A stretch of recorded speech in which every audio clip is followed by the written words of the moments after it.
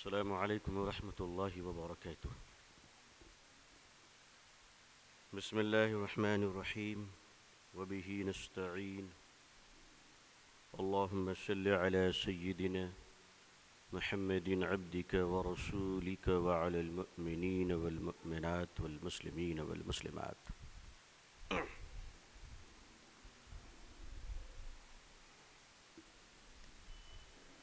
شیخ طریقت حضرت مفتی محمد احمد اللہ صاحب پھول پوری دامت برکاتہم،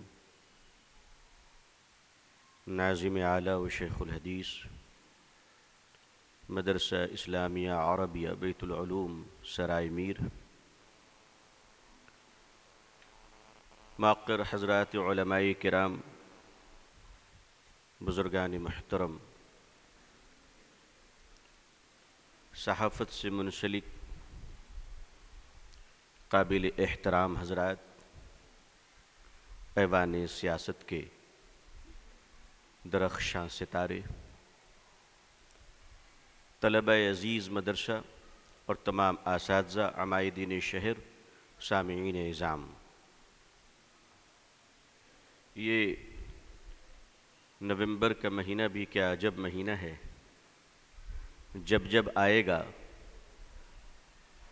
اپنے غم کی ایک جھلک ضرور دکھا جائے گا۔ بہت پرانی بات نہیں اور 1 سال پورے نہیں ہوئے جب گزشتہ سال ہم لوگ اسی سٹیج پہ بیٹھے تھے تو ہمارے درمیان محسن الامت عارف باللہ حضرت شاہ مفتی محمد عبداللہ صاحب پھول پوری، جنہیں اب ہمیں رحمت اللہ علیہ کہنا پڑ رہا ہے، وہ مکین مکہ، وہ رفیق سید الطائفہ مہاجر مکی و مدنی حضرت حاجی امداد اللہ مہاجر مکی رحمت اللہ علیہ کی یادیں بے ساختہ تازہ ہو جاتی ہیں۔ 30 نومبر کا وہ دن جب حضرت علیہ الرحمہ مکۃ المکرمہ میں عمرے سے فراغت کے بعد رفیق اعلیٰ سے جا ملے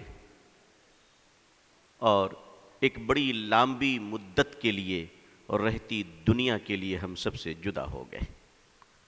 اللہ حضرت کے درجات کو بلند فرمائے، اللہ حضرت علیہ الرحمہ کو غریق رحمت فرمائے، اللہ تبارک و تعالی حضرت علیہ الرحمہ کو جنت الفردوس میں مقام اعلیٰ عطا فرمائے۔ حضرت نے اپنی زندگی میں شاندار تربیت کے ذریعے ایک ایسی شخصیت کو ابھارا، ان کی نگہبانی کی، نگرانی کی، جنہیں اللہ تعالیٰ نے اپنے فضل و کرم سے حضرت علیہ الرحمہ کے بعد حضرت کا جانشین بننے کے قابل بنایا۔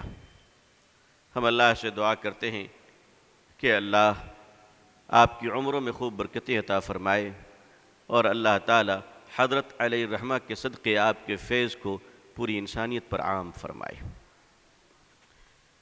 سیاست و صحافت کے اجلاس کا سفر کئی سال پرانا ہے اور پچھلے کئی سالوں سے ہم اور آپ اس سفر کے شاہد بھی ہیں اور اس سفر کے مسافر بھی ہیں اور یہاں بولنے والوں کے الفاظ کے امین اور نگہبان بھی ہیں۔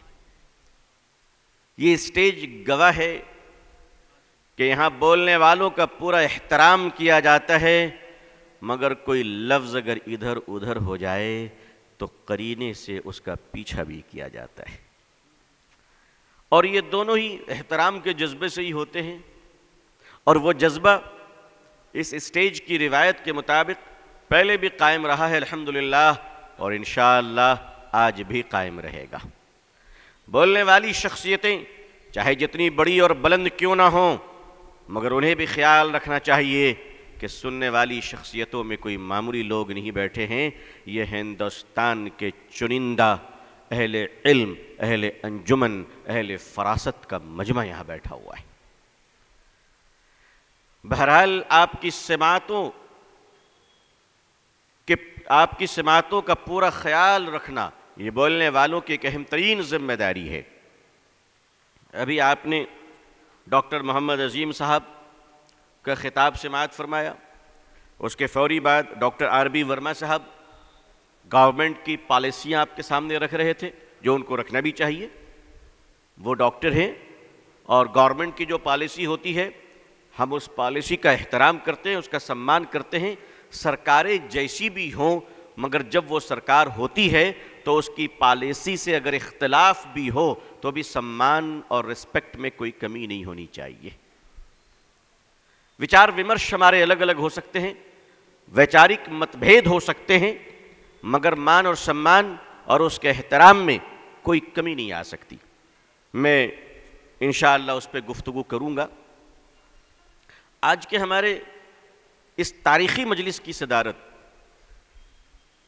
ملک ہندوستان ہی نہیں بلکہ بر صغیر اور عالم اسلام کی ایک ابھرتی ہوئی شخصیت جسے ہم فقیہ العصر کہہ سکتے ہیں، اور یقیناً وہ ہیں الحمدللہ فقہ اکیڈمی کے ذمہ دار ہیں. وہ حیدرآباد میں آپ تخصص فی الفقہ کے اور پورے ادارے کے ناظم اعلیٰ ہیں.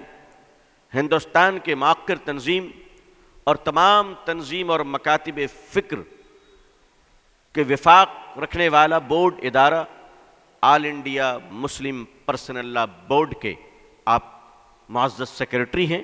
میری مراد حضرت مولانا محمد خالد سیف اللہ صاحب رحمانی دامت برکاتہم، جو آج کے اس جلسے کی صدارت آپ ہی کے ذمے ہیں.